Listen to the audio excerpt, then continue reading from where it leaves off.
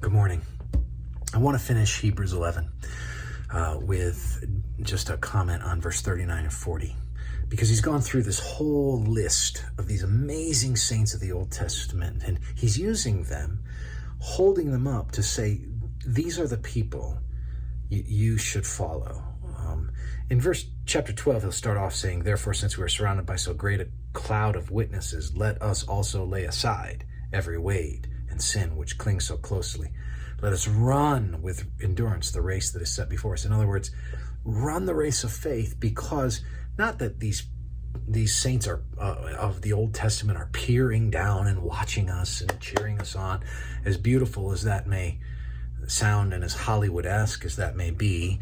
They're enraptured with God. They're captivated by Christ.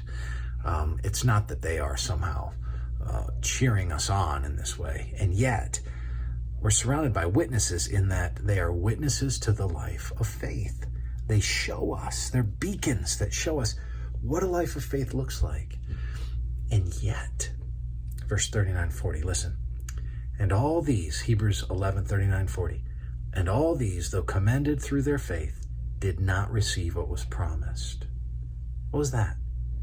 Ultimate redemption in the new covenant.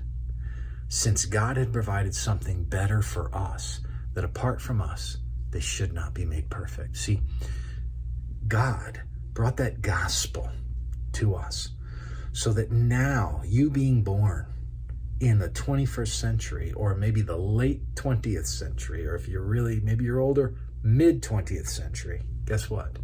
You being born then and alive now would be able to be the recipient of the full and finished work of Christ.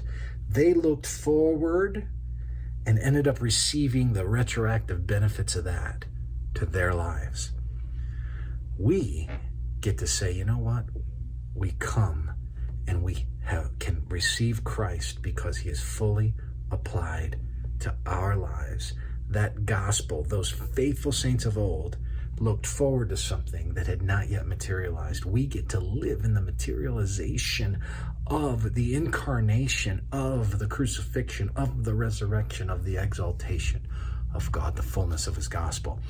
In that way, you and I get the joy of living a life of vibrant faith with the full benefits of Christ's death and resurrection.